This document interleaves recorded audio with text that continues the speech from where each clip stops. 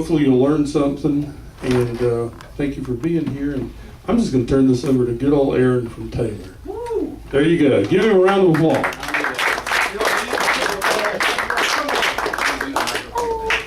If you guys can't hear me, just tell me to speak up. I mean, it's really, you guys will be all right. So, okay, well, cool. Thanks for coming to the Taylor Roadshow.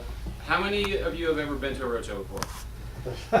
I know. Well, yeah, you guys basically live with us. It's all good. So, thanks for coming back. So, we got a bunch of new faces. So, thanks for spending your evening with us. We appreciate that. So tonight is basically all about you guys. We came all the way from Southern California to kind of bring the factory to you.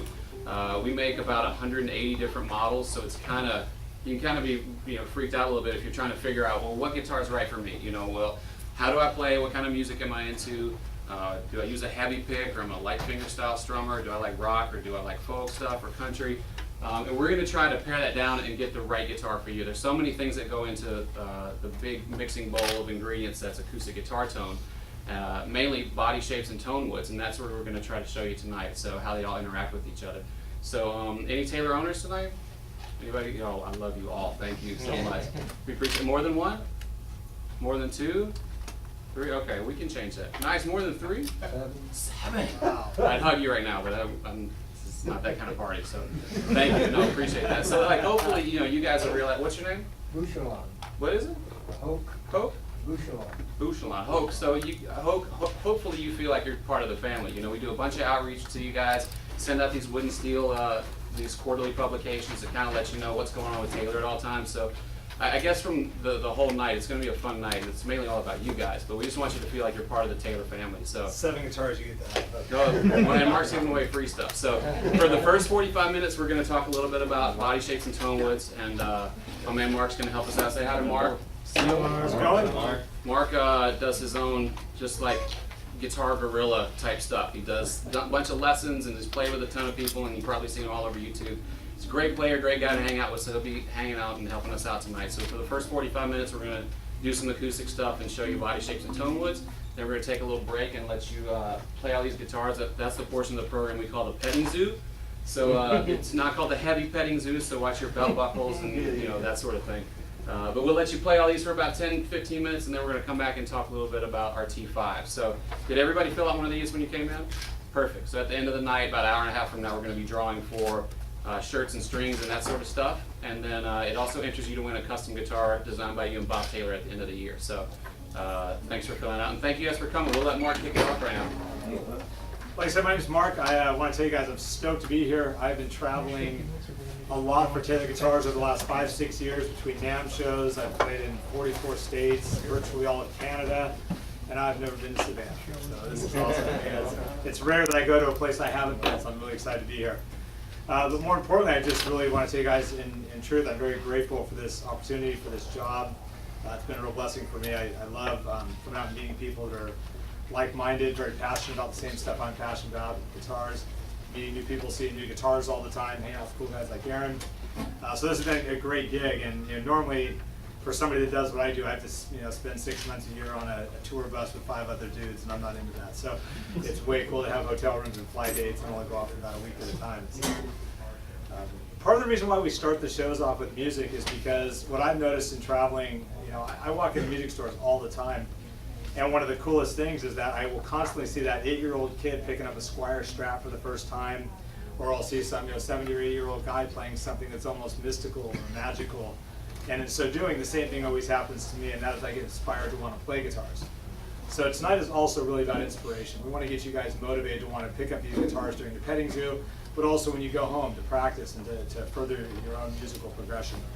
So we'll start with a song really quick. This is T5. This is a little foreshadowing of what's going to come in the second half of the show.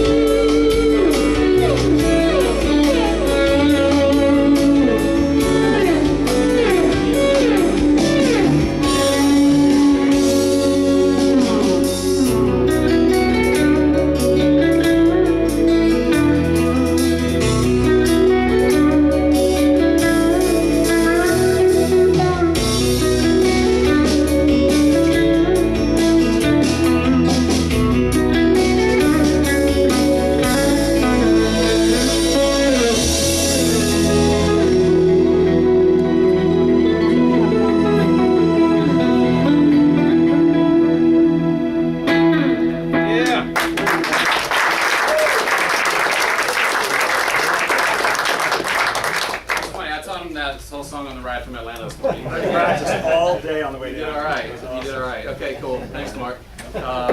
Okay, how many of you guys own a Taylor that ends in 14 CE or starts with a GA? Yep. Okay. You guys all own the Taylor body shape. Like this is the body shape that put Taylor on the map. This is called the Grand Auditorium. And if you see people playing guitar, Taylors on TV or on stage or that sort of thing, odds are 75% of the time it would be this guitar because, like I said, it is the Taylor sound. It's really balanced. It's really, projects really well. It does everything really well. So we call this our Swiss Army knife. No matter what style you play, if you're a heavy strummer, if you're a finger style player, this will get the job done. So here's the Grand Auditorium. All right, so what we're going to do right now, this is very similar to, we say like wine tasting because it's very nuancing.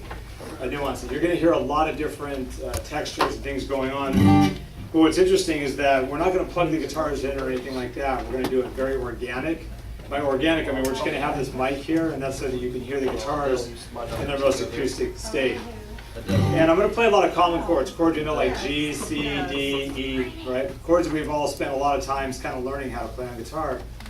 And the reason we do this is because we want you to have a real good idea of what that chord should sound like. You have a great reference point right out of the gate because you played that G a million times.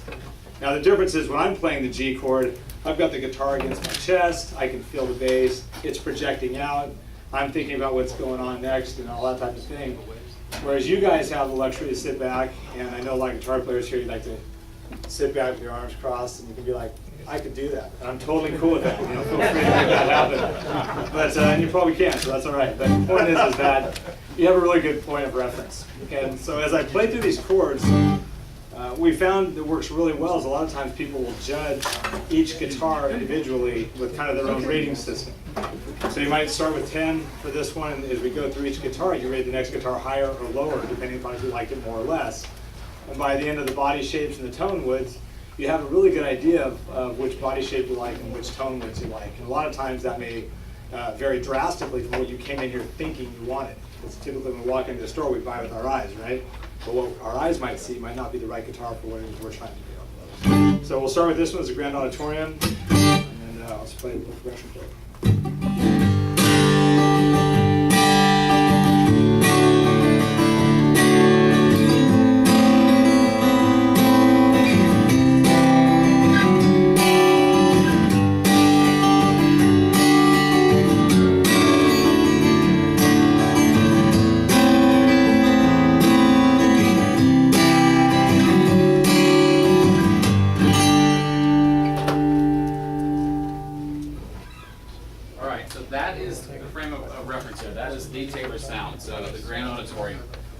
Bob Taylor also listens to people who play his guitars, and he was talking to a bunch of guys in Nashville, and they were like, Bob, I love my Grand Auditorium. It records really well. I can just plug it straight in the board. It doesn't have to be equalized, take out bass or treble. It's just great.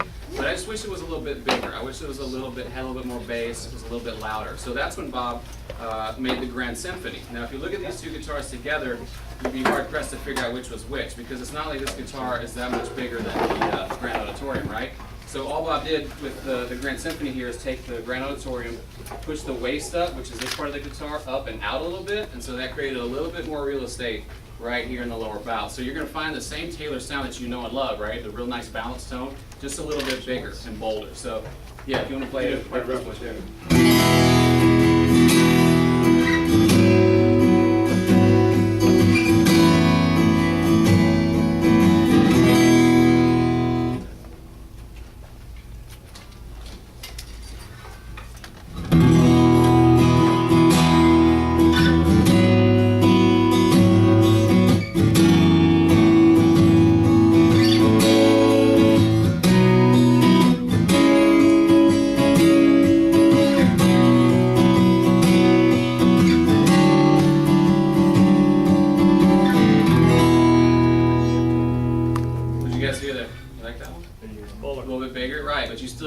the subtle nuances when Mark was playing lightly. It's still that Taylor sound, just a little bit bigger. So that's the Grand Symphony. We also like to call that one our big bold strummer. The third body shape we want to show you is the smallest guitar we make, and this is also proof that good things come in small packages. This is the Grand Concert. Anybody own a Grand Concert? No? Frank does. He loves it, right? This is, we call this guitar a secret weapon because it's one of those, it's not always the biggest guitar that wins, right? If you're into fingerstyle guitar or you're not, you don't use an eagle talon and just bash the heck out of the top. If you like the subtle nuances that you can find with playing guitar really lightly, this guitar really responds to that really well because it is, you know, a smaller body shape. If you do play with a heavy pick, you're gonna, you know, you can definitely heavy strum on this, but it's gonna reach a volume threshold quicker than, let's say, a Grand Symphony. So here's the Grand Concert, aka the secret weapon. All right, a couple things to point out about the guitars so far is that the first guitar we played and the Grand Concert come from the factory strung with light gauge strings. When we moved to the Grand Symphony, they go to intermediates. Okay? Also, this has a shorter scale neck, and by scale neck, we're talking about from the nut to the saddle down here is 24 7/8 as opposed to 25.5 on the GS and the GA. Can I tell my story tonight since Darcy or Marcy and Dale are here? Darcy, I put your names together. Real quick, I'll play the guitar and then we'll talk about it.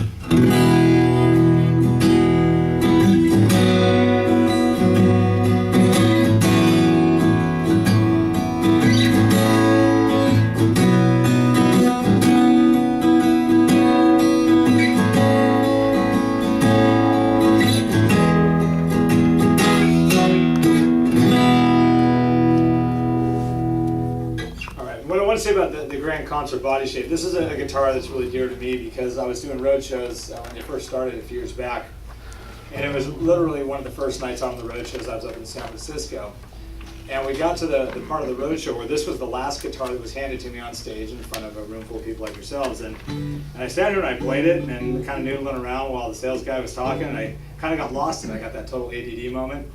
So I'm playing it, and all of a sudden I'm expected to do something. I look up and I do the gig. Well, I fell in love with the guitar, and right before the petting zoo, you know, we invite all of you guys to come up and play the guitar. So everybody raced out, and this was the last guitar I was playing, and everybody wanted to play it. So I didn't really want to hand it off to you guys. Like reluctantly, it's my job. I'm supposed to hand the guitar off, so I do. And so I'm kind of, you know, keeping eyes on it. Where is it all night, and hoping it's not getting sold. And so that night after the show, I go back to the hotel room, take the guitar back as we often do, and I play the guitar all night. Fell in love with it. Fast forward to night 2. And we're in the same spot of the road show, night 2, and now I'm really in love with this guitar. I've got 3 or 4 hours invested in it, and it just feels like this, you know, 50-year-old guitar in perfect condition. And so the petting zoo starts. Everybody rushes up, and I take the guitar and I bail out the back door. That's what I'm not supposed to do. Notice you're filming. Edit that out. I don't want Bob Taylor.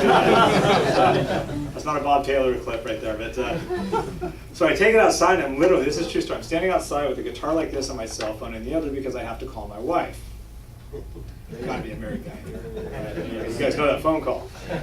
Call my wife, and they met my wife recently, so it's kind of funny. But hey, they can vouch for it. But I call her, hey, how's it going? She goes, hey, how are the road shows going? You know, this is all new to us. And I said, oh, they're going great. Hey, listen, I found a guitar that I like. Hello? I'm thinking of my phone, looking at my phone. Hello? Now missing a beat, Lori comes back with, she's like, aren't you supposed to be selling guitars? So against my better judgment, I sent the guitar back and bought it. Now, gentlemen, there's a company, it's called Bernina. They make a high-end sewing machine. Apparently it is the Taylor Guitars of sewing machine because I'm still married. And I bought my wife a equivalently priced sewing machine and got away with it.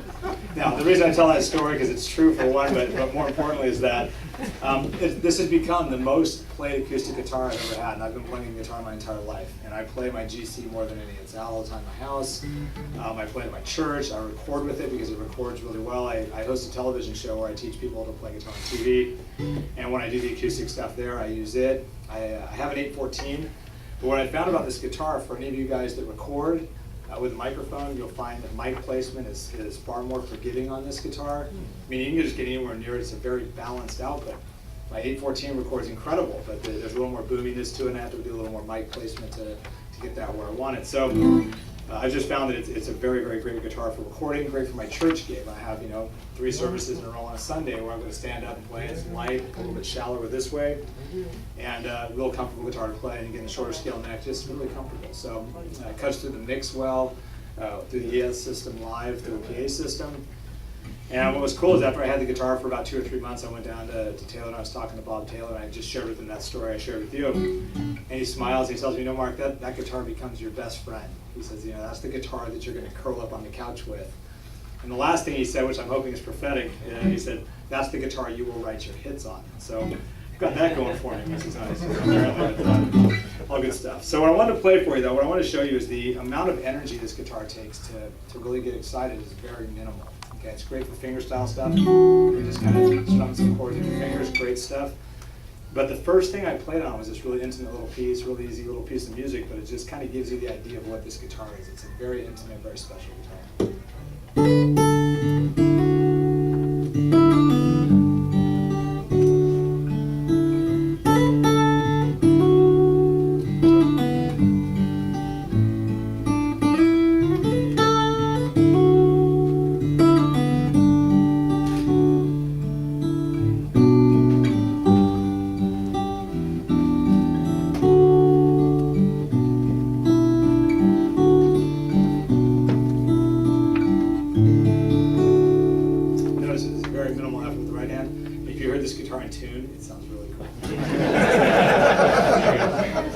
See how good it sounds out of tune? Can you imagine what it sounds like in tune? Unbelievable. So that's the Grand Concert, also known as the Secret Weapon. So that was the third body shape we wanted to show you. And just to recap, because I know if you're like me, I forget things very easily. So the first one we showed you was the Grand Auditorium, Swiss Army knife of our line. The second one was like the Grand Auditorium's bigger brother, Grand Symphony. Last one Mark just played was the Grand Concert, the Secret Weapon, and the last body shape I'm going to show you is the Dreadnought.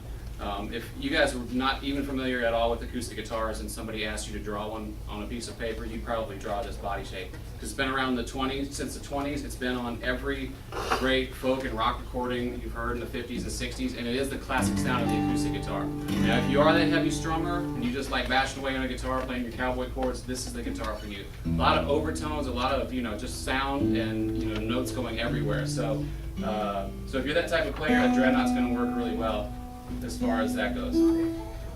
How many of you guys learned to play guitar on Dreadnought? How many had action like this? You got to try this one because it's a whole different story. My Dreadnought was the action was so bad when I was a kid it doubled as a crossbow. It was pretty gnarly. Here you go.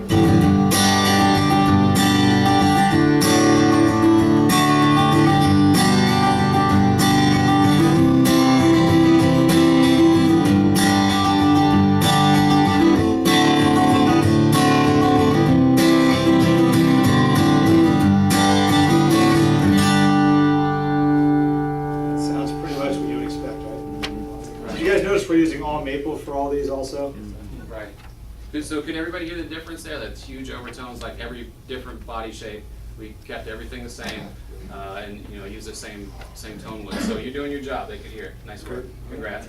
All right. So that's the first. Bob Taylor will tell you the body shape is the main factor that dictates overall tone of the acoustic guitar. And just as important are the tone widths, especially if you're buying an all solid wood guitar, and that's kind of what you're putting your money into, So this is the most classic combination that's out there. This is an Indian rosewood back and sides and spruce top. We use spruce on probably 80% of our guitars because of the strength to weight ratio, and all that means is it's Sitka spruce or any type of spruce is it's really flexible, but it's really strong at the same time. So I'm going to do, you guys are familiar with like equalizers in your car at your home, right? So you've been to road shows before, you've seen this, but this is kind of how you can equate tone to back and sides tone widths, right?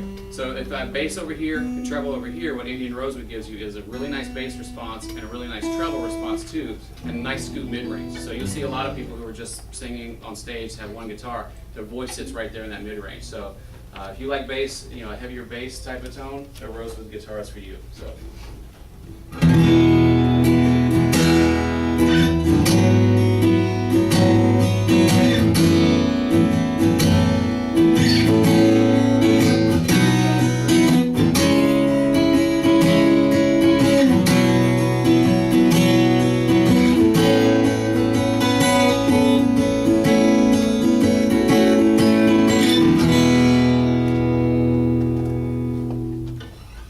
Hear the whole nice bass response and nice treble response. Yeah, you like that one, huh? Everybody seems to like Rosewood. All right, play a chord on that real quick, and then I just want to do a quick. All right, now listen to this one. See what you hear here.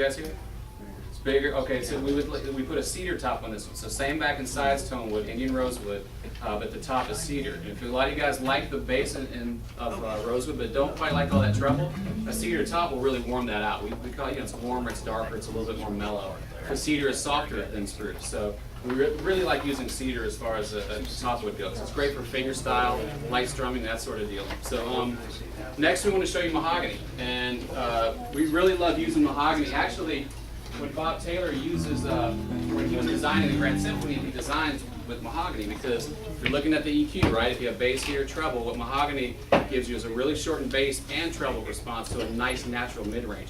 So when he was designing the Grand Symphony, he used mahogany because it gave you that nice natural compression, right? It's not, you don't have all the bass and treble of other tone woods, you hear what the body shape sounds like. So this is mahogany. You're going to notice the bass go away and the treble go away and have that nice natural mid-range there.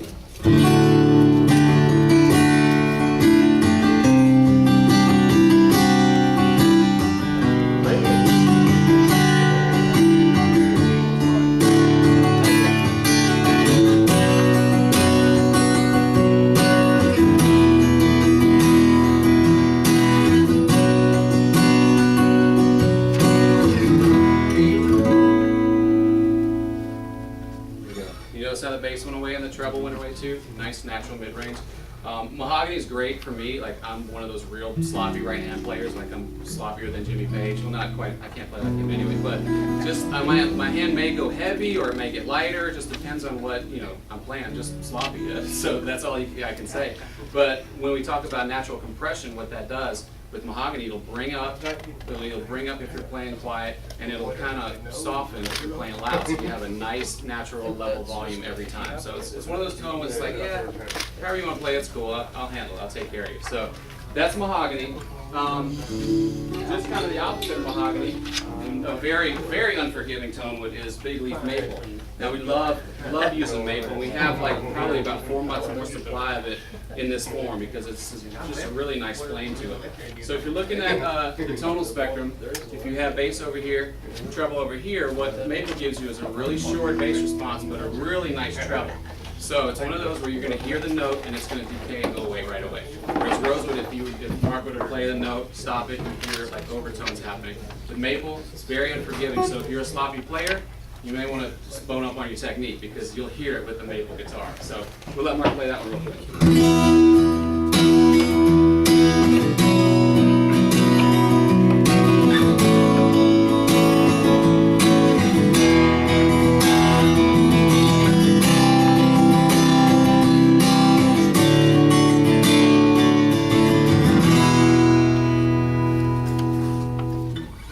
If that sounded anything like Nickelback. That's first chord. It's okay. So yeah, you guys can hear the nice treble response, right? And so it's real nice in the attack. You hear it right away. But keep in mind how this all, that big mixing bowl of tone, how it all like plays back into each other. If you like the sound of maple but want a little more bass, put it on a Grand Symphony, right? Remember the big bold strummer? So you get that nice attack from maple, but you get a little bit more bass. So they all kind of mix together, right? We love using maple. Like any of you guys play in a huge band, like you're the singer and the front man or woman. And, okay, well if you did, maple may be a good choice for you, especially if you've got like tons of instruments on stage. Like you got xylophone and keyboards and drummers all over the place. You got all these tonal frequencies coming at you.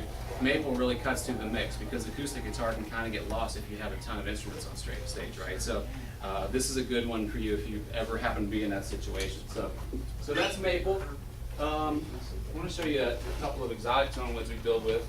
This is Hawaiian koa, and aside from looking absolutely stunning, it's one of the most complex as far as what you hear. The tone is very complex, so it's got a little mix of everything going all in one. You're going to hear nice low response and nice low mid-range, nice sparkly trebles. It's a tough wood to get because it only grows on the Big Island of Hawaii, only above 5,000 feet elevation. You can't go in and mill it. It has to be on somebody's private land. And when whoever owns that land wants to put their kids through college, they'll cut down a koa log and call Bob Taylor. So they'll build guitars out of it. So koa is one of those. It's got to me, it's got a mix of everything: of rosewood, maple, mahogany, just crazy mojo going on everywhere. So here's what koa sounds like. But also the thing that's interesting, at least for me, and I always like to bring this up because I found it interesting, is that a koa log is upwards of $250,000 to $300,000. Okay, that's ridiculous in and of itself. But the part that really fascinated me was that when they buy it, they go out and they can inspect it, but they can only inspect it from the outside. So you write that check for $250,000, you have no idea what's inside. Now, we've been very lucky, but there has been that time or two where they got a log that wasn't quite what they hoped it would be, or something was wrong with it. And so we've told that story, and a lot of people over the last couple of years have asked us, how do you guys, if you guys are wondering if we got a bad log, how do you know? And the way you would know is if you saw an influx of really cool ukuleles, you probably got a bad log. Taylor was green before green was cool, and they do send all the scraps back. And, How many guitars can they make out of one log though? that's a question. Yeah, I don't know. So anyhow, this is going.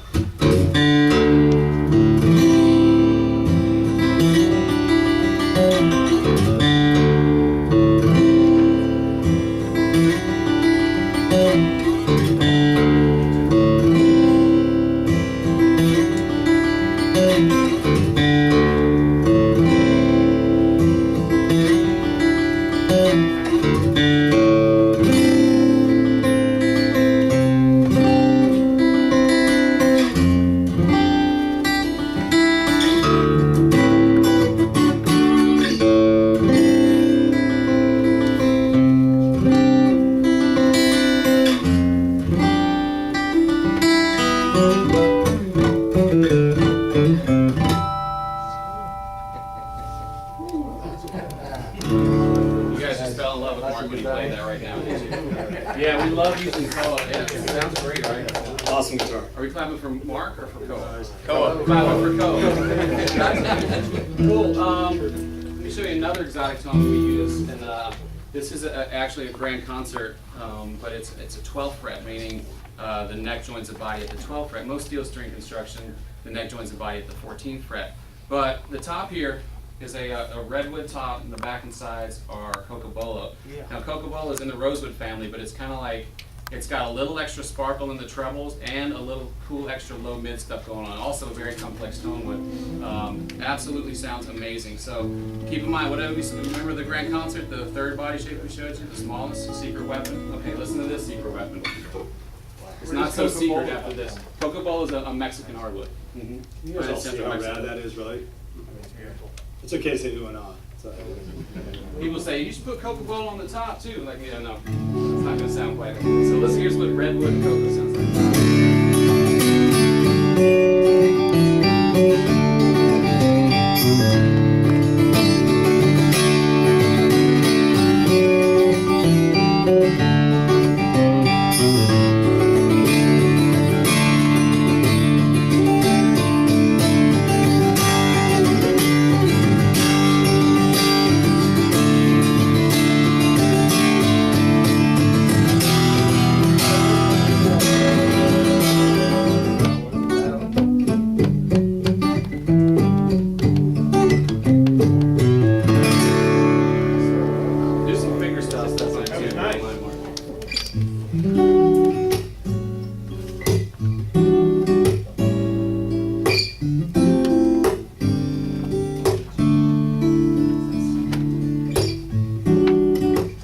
Take away my phone.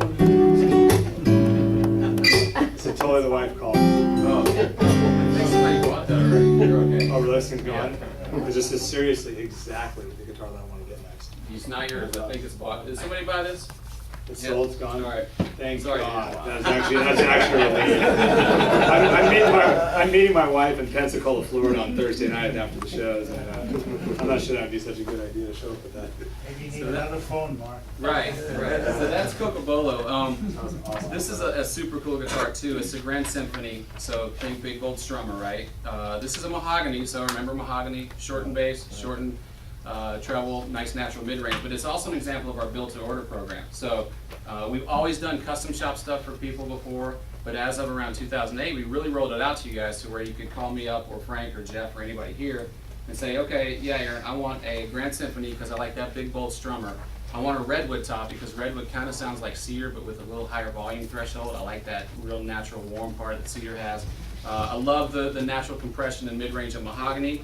But I want cocobolo binding here with a little mini wedge in the back and this little blue purfling line pinstriped all the way around, cocobolo rosette, Put a little presentation series inlay here. Bone nut and saddle. That new 700 series inlay you do is really nice, so put that on the fretboard here. And I want these really nice Goto tuners because the gear ratio is really high and it's just awesome. And I want it all in 8 weeks and we can get it to you. We can build your dream guitar in 8 weeks. We just kind of hand you a menu. It's like an a la carte menu. You just check off, yes, 6 string, yes, grand concert, whatever.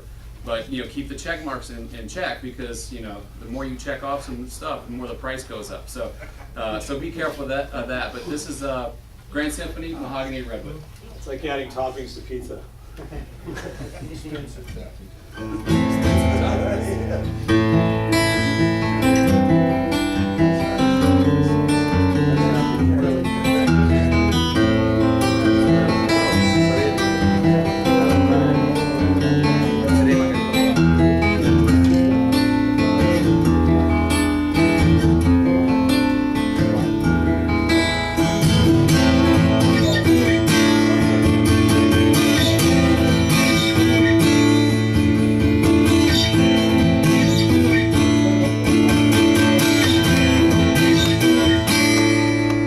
Really dynamic guitar. Just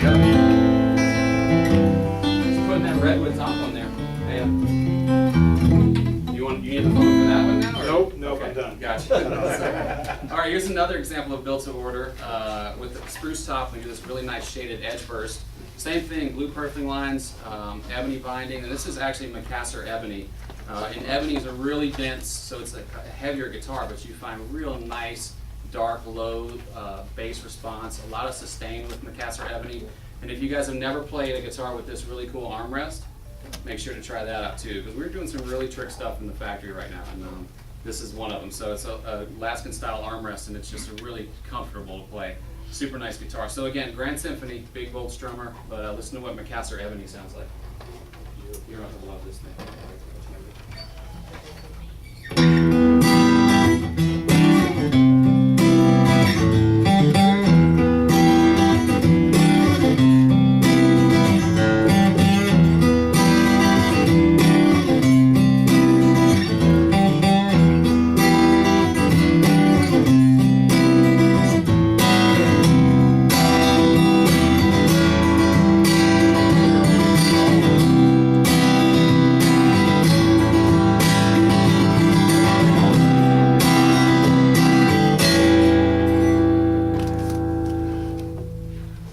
I tend to play stuff we listen to in the car on the way up here today.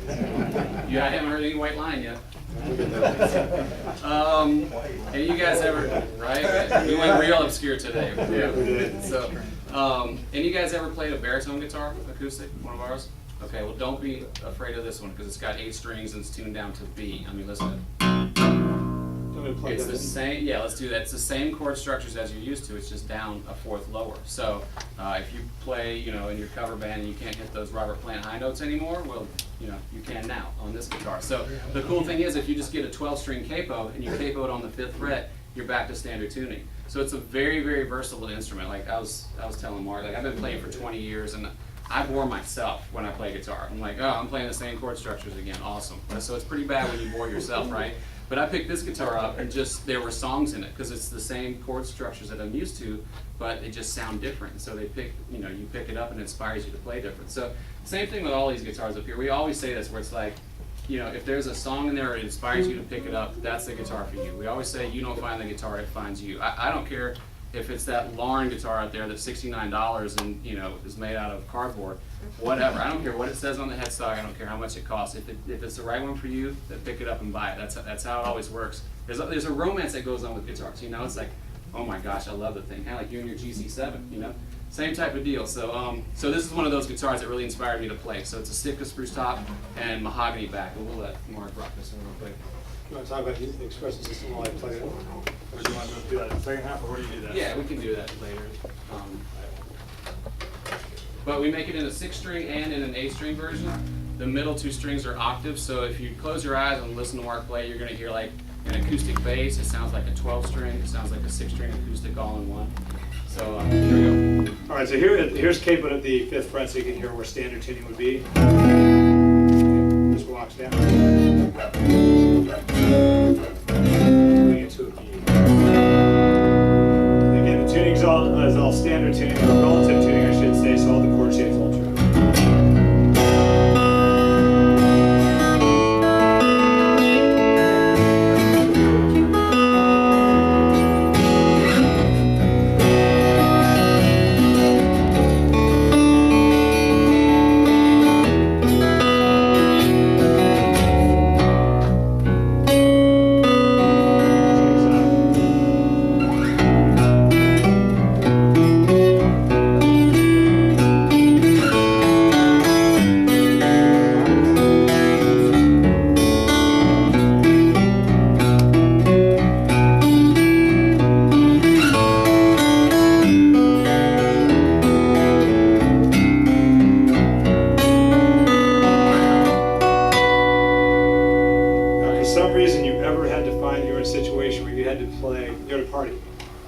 Jaws.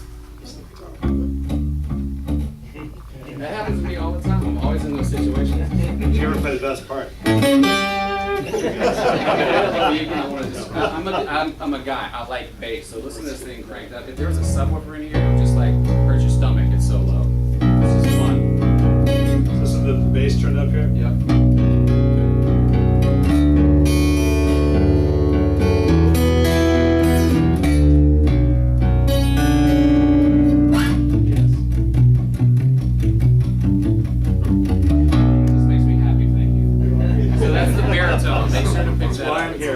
Killer guitar. So we're going to show you one more thing before we take a break. How many of you have ever seen or own one of these little guitars here? Anybody ever played the GS Mini? Okay. We made these probably, I think it was 2010. We debuted it. We had 8 of them at the Summer NAMM show, and NAMM's just when it's like a trade show, and all the people who make drums and guitars, they show off their new stuff. So we just had a cool little orange wall and had 8 of these GS Minis, and people picked them up and like absolutely loved them. Because it's a Grand Symphony body shape, oversized sound hole, it's got medium strings on it, and we didn't know what, it's a marketing nightmare because it's not a student guitar, it's not a travel guitar, this is a real guitar. So our dealers loved them. We had orders, I think in the next month for 2,000 of them, and we had made 8. So, you know, Bob Taylor's like, well, we got to figure out how to make a lot of them then. So I ruined a lot of people's Christmases that year because we just couldn't make them fast enough. And that's another thing too that's cool to talk about. The company's owned by Bob Taylor and Kurt Listock, 50-50 partners that started back in the 70s.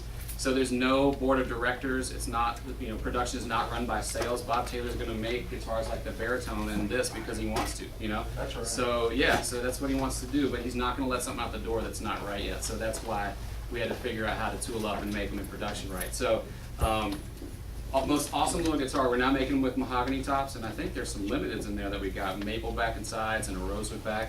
But they all come with this little receptacle here where you can buy a little $99 pickup with an 1/8" cable, thread it through here, and then just plug it in yourself. So so you're amplified all for about $600. So it's a cool little guitar. So here's the GS Mini. I'm going to kind of strum this off mic just so you can have the same experience I had the first time I heard it. I was blown away. I was sitting in the back of a room and somebody hit a chord on it. Back just a scoot over. Listen to how well this thing projects. You know.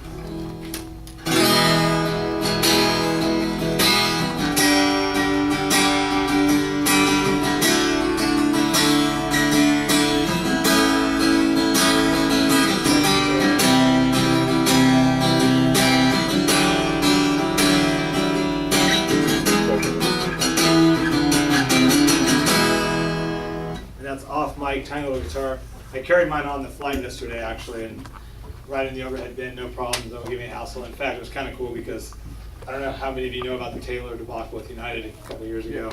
Oh yeah. But I actually had the case out with the big Taylor logo as I'm walking on the plane, and they were like, "Come right on."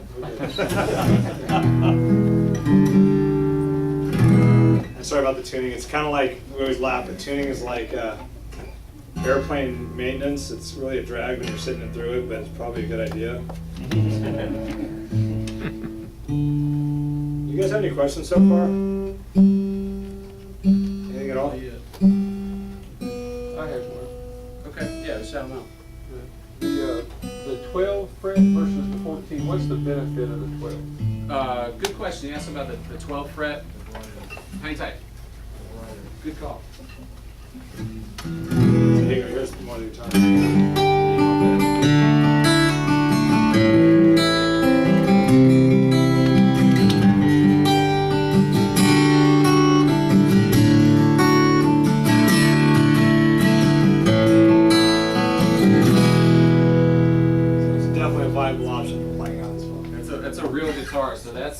GS Mini. So, good question. He asked, what's the benefit of the 12 fret versus the 14? If I could get Mark to hold this guy for me. So here, same body shape, right? These are both grand concerts. They're both the same scale length, as Mark was saying. You know, the distance from the nut to the saddle is a little bit shorter, so they're both short scale. But look where the bridge is in relation to this guitar.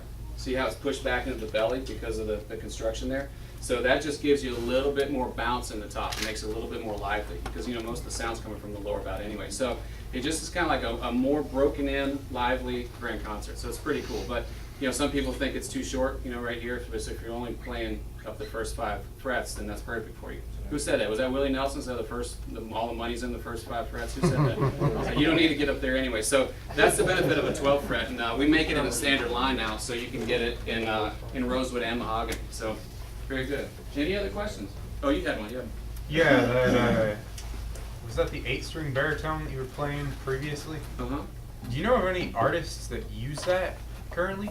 Do you know, Mark? I don't know. I mean, it's getting out there. You know what I'm saying? This is only 2 years old now. So I saw some people in San Diego. One guy was using the baritone, just, you know, 2-man duo singing. And so one guy had a regular steel string, you know, standard tuning, and then one guy had this guitar. And it's just like sound coming everywhere. Like I was saying, it's an acoustic bass and a 12 string, and so it's really dynamic when you play like an acoustic guitar to it.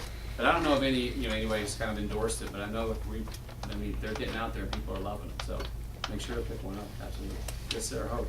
Is there any way that you could improve on the tail pin as far as the way it protrudes? It doesn't go out very far.